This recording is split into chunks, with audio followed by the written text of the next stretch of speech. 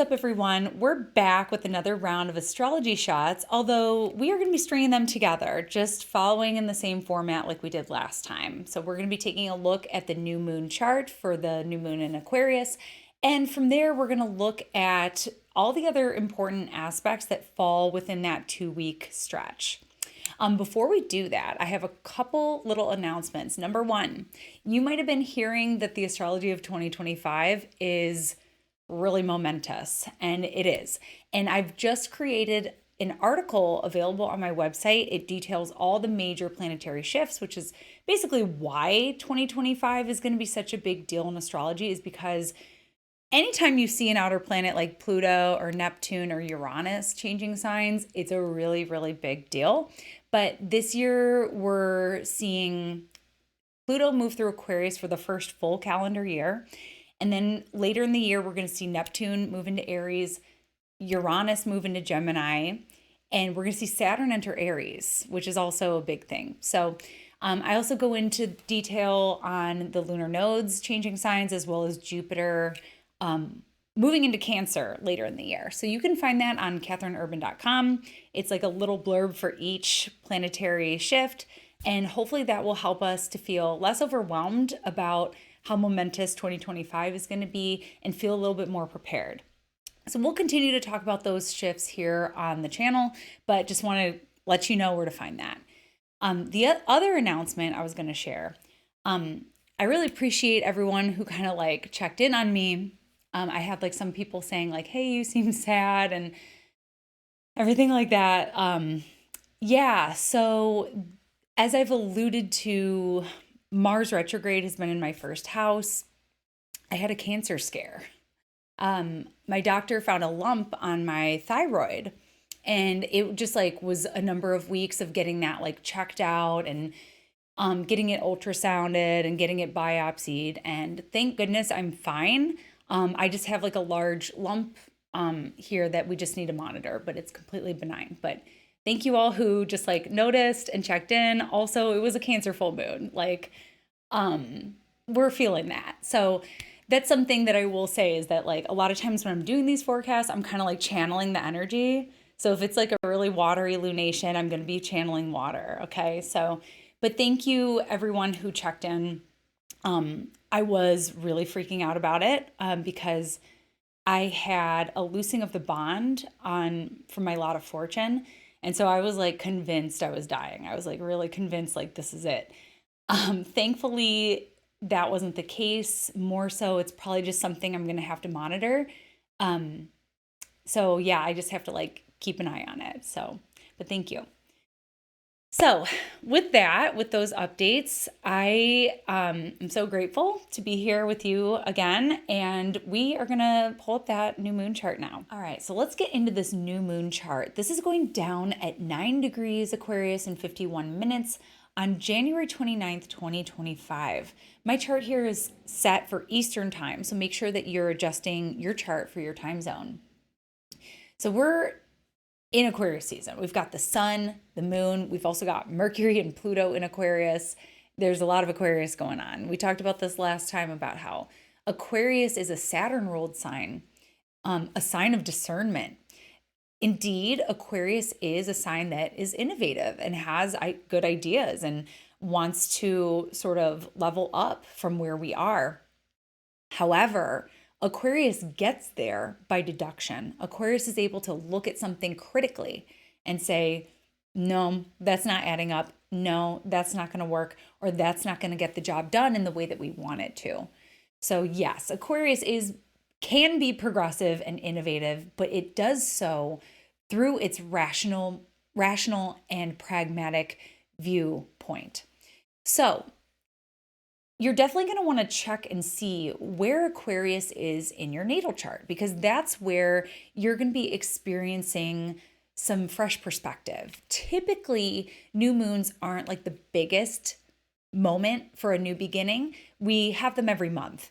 And I say typically because there are some instances where a new moon can be a really big deal for someone, but typically this is just a point of getting a fresh take in this area of our chart. Something new could potentially be beginning for you. or just maybe an ending. New moons are also ending. So there's like an ending and a new beginning, or again, just sort of renewing our perception or relationship with the topics associated with that house. Now, I know things have felt a little heavy for some of us lately, especially with the sun's ingress into Aquarius with Pluto on the 20th. However, I do quite like this lunation because of what Jupiter's doing. So we do have a really nice trine from Jupiter here that's affirming, it's validating. Jupiter is encouraging. Jupiter says, like, we got this. Find the things that bring you joy. So there's something, maybe some sort of door that's opening for you, or some sort of vision of possibility that's opening for you. It's like we're acknowledging the limitations, we're acknowledging the difficulties over here in Aquarius, but by doing so, it sets us free. And that's something that we learn about parenting with our children and naming our big feelings, is that by naming it, it's not so scary anymore. It's not flooding us. It's not overwhelming us. We are able to move forward. And so that's kind of the vibe I get with this Jupiter here. Now, this lunation is ruled by Saturn, and Saturn's in Pisces. There's a lot over here we need to touch on. So we're just over the hurdle of Venus meeting up with Saturn. We talked about this last time around, how Venus has a vision for this higher ideal, this higher capacity for love, but there is something in my way. There is a very real like hurdle or roadblock or obscurity that's preventing me from getting there. Now, Venus is on the other side of it.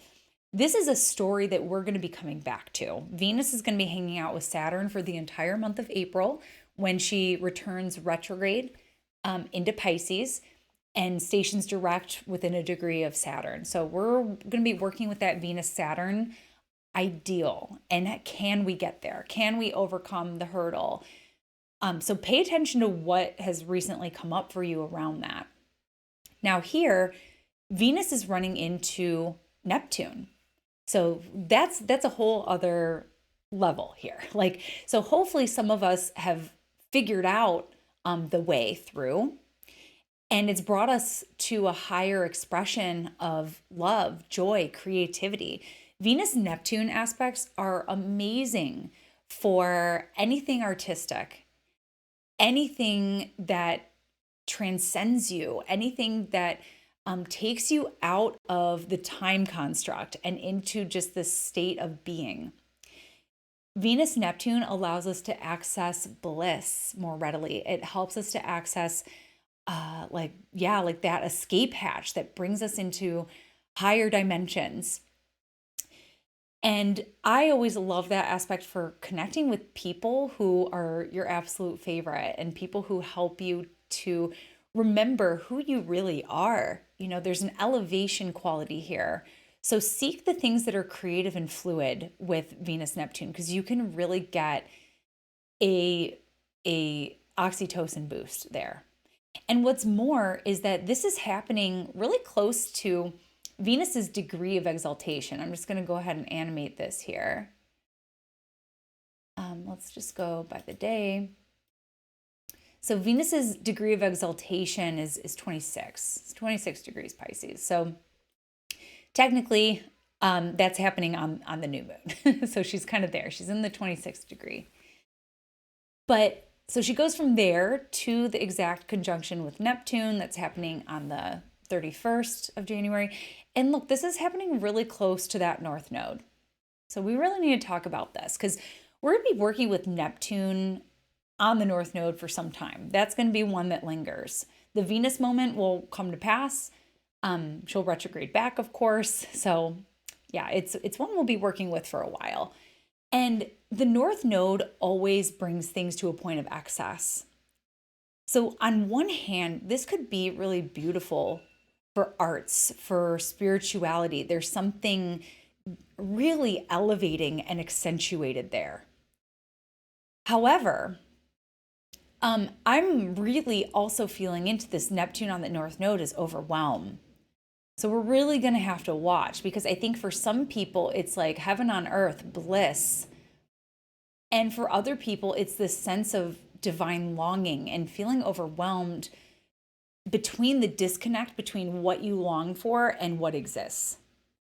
So I think we really have to watch that. Something I would always caution about, I tend to hear more about like overdoses and things like that during aspects like this. So really, really watch it. Unfortunately, that's something that we have to watch for with aspects that are like really longing for that sort of divine merging experience. So yes, we will be working with that for some time. Another thing, another outer planet highlight that's happening here, actually on the day of the new moon, is that Uranus is stationing direct. Uranus is stationing direct at 23 degrees Taurus, 15 minutes. And from here, so on this day, we're going to be feeling that Uranian flavor. That Uranian flavor is baking itself right into that new moon. And we're going to be seeing a lot more of Uranus here in this forecast. But for right now, around the time of this new moon, Uranus it's earth shattering. There's something kind of like nerve wracking about it. There's something sudden or unexpected. And I will say the last time that we saw Uranus station, it was a little bit further into the zodiac. It was at 27 degrees. You know, it's right around Donald Trump's midheaven. And that was when there was the assassination attempt. So just putting that out there, that he could absolutely be involved in whatever this is. There's something startling, shocking, you know, whether it's something he's doing or something that's happening to him. Time will tell, but that looks to be impactful in his chart. But for more of like a general synopsis of that, there's expect some surprises with this new moon. Uranus always amplifies the push for autonomy, sovereignty, and anything that feels constricting, anything that feels limiting. Uranus says, "Hey, I've got a solution for that. I could speak up. I could disappear. I could change the plan." And alongside this innovative new moon, it's a really good time to do that, to think about how can we turn this on its side. Because if you didn't know, Uranus is the only planet that rotates on its side. Its north pole like faces the sun. So yeah, that's what this planet wants to do, is flip it on its side. Like, what do we have to lose? Let's give it a whirl. But it also kind of raises like tensions and nerves around that time. So really watch your nervous system around this new moon. I mean, new moons are periods that are typically a little bit more internally drawn, a little bit less energetic than a full moon, but I don't know, with a Uranus station, maybe not. Expect the unexpected. Okay, so from there, some other things actually, other Uranus keywords, revolt, liberation, like those are some other things to watch for. The other thing I wanted to say about Uranus is it's stationing direct here, and it is going to start flying forward. So from 23 degrees Taurus, where it's stationing, it's going to go all the way to 1 degree Gemini in 27 minutes on September 6th.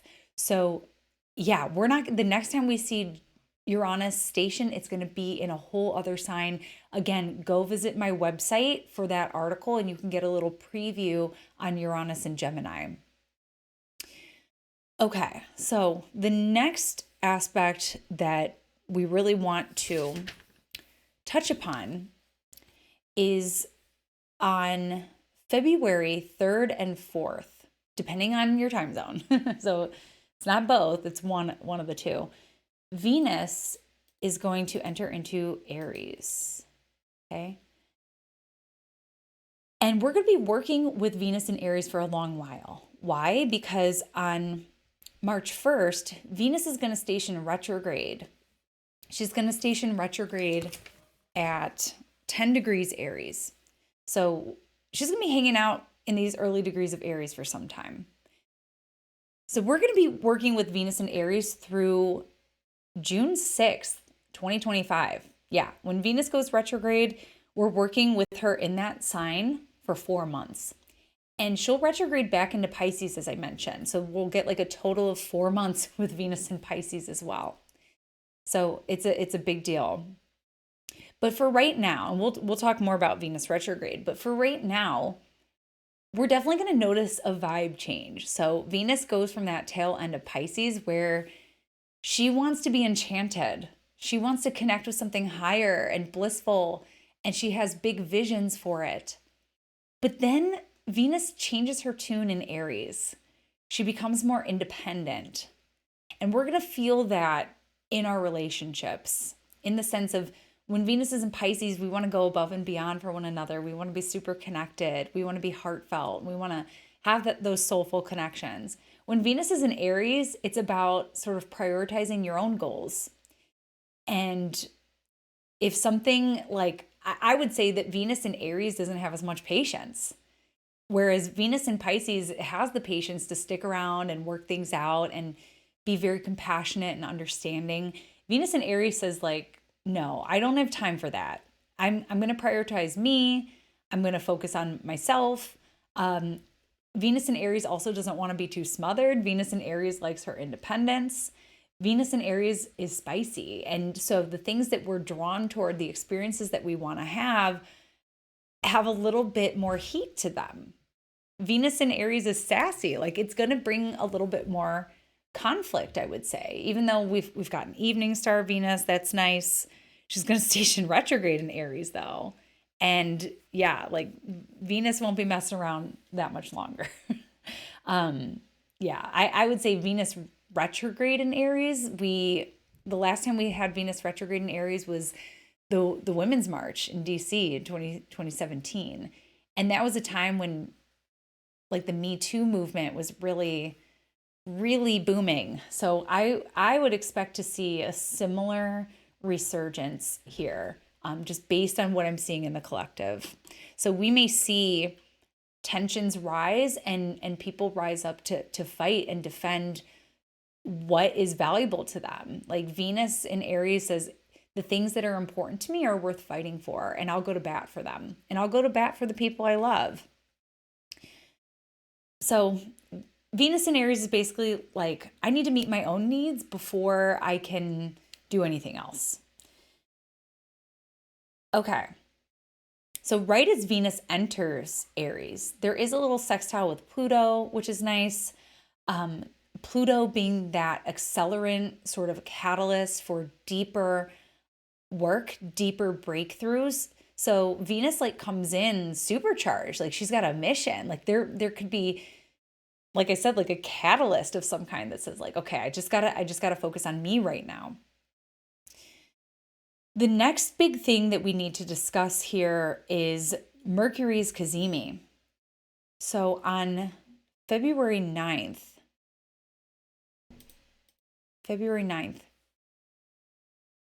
Mercury is going to align. Wow, that's like almost exact too with the time. So Mercury is going to align with the heart of the sun. This is a moment where, and Mercury is going direct. So we get 6 of these every year. A few of them are retrograde, a few of them are direct.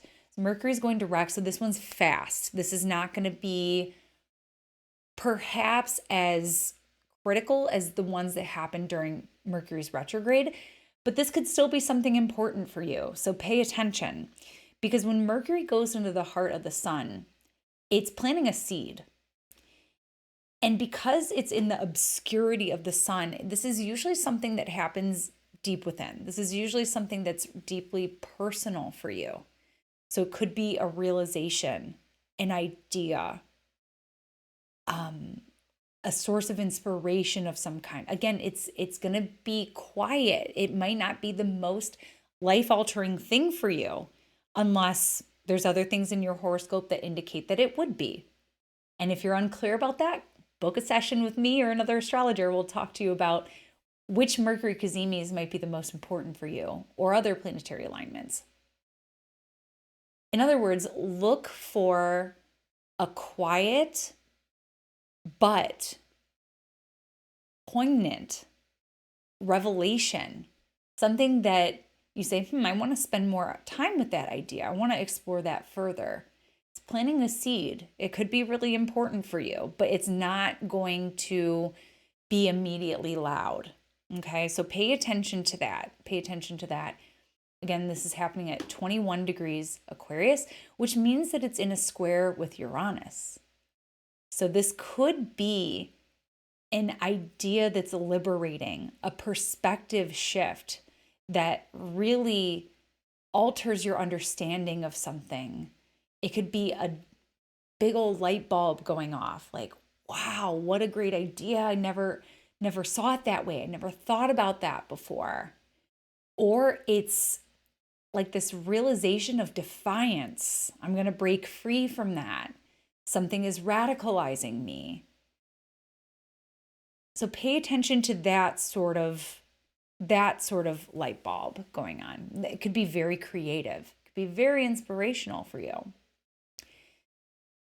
So I think the other one, well, lastly, so that is going to wrap into the next full moon, actually. That moon here is going to end up going on over into Leo, and it's going to kind of retain this square with Uranus. And so that leads us into the next video that I'll do, the next forecast that I do.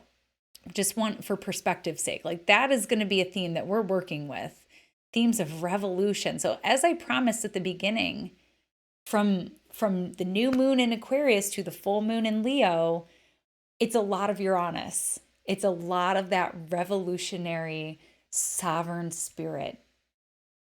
So expect some wake-ups, shake-ups, breakthroughs, breakdowns, breakthroughs, expect it all. But the last thing I really wanted to throw in here is another aspect on the 9th that might be really useful for you. And that is going to be Mars's retrograde. Mars retrograde is now at 18 degrees Cancer. It's getting very close to that station degree at 17. But before it gets there, it's going to make this really supportive trine with Saturn. And this kind of aspect is really great for putting a plan into action, rising to the challenge, getting something done. Like this is really great for work. Any kind of job that has to be done, any kind of physical fitness that you're working on, like if you need to jumpstart something, if you need a week of just nose to the grindstone, this is really supportive. Now, for some of us with Mars retrograde, we're still feeling exhausted. We're still feeling like I'm not sure how to relight that fire. But for some of us, toward the end of that retrograde, we're feeling ready. We're feeling ready to get moving again.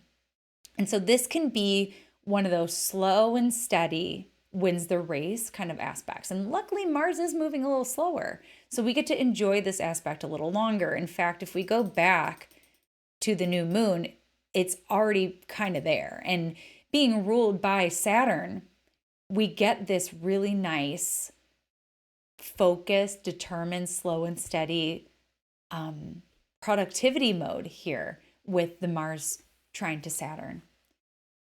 If nothing else, if you're like, I don't know what I'm supposed to be working on, Saturn can bring that sort of clarity there for your Mars retrograde experience. Saturn always helps kind of outline things for us. And where there's uncertainty, Saturn can be really helpful for sharpening those edges for us to see better. All right. So I think those were all the most important things I wanted to touch on for this new moon period. Again, it's going to be dynamic with Uranus. There's going to be some surprises. It's going to feel a little unnerving at times. But I think there's some high point moments here. We've got the elevation from Jupiter, as well as everything going on with Neptune and Venus on the North Node. That's really lovely, really elevating.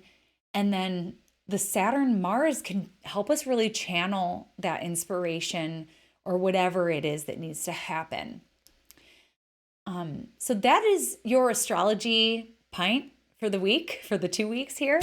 And thanks for tuning in with me, and I look forward to connecting with you again next time. Bye. Thanks so much for tuning in with me today. For more astrology in your world, you can connect with me on all platforms at Astro Catherine. You can also head on over to my website, catherineurban.com, where you can book your next astrology reading. We'll go into depth into your natal chart, your progressions, your perfections, your solar return, your transits, and beyond.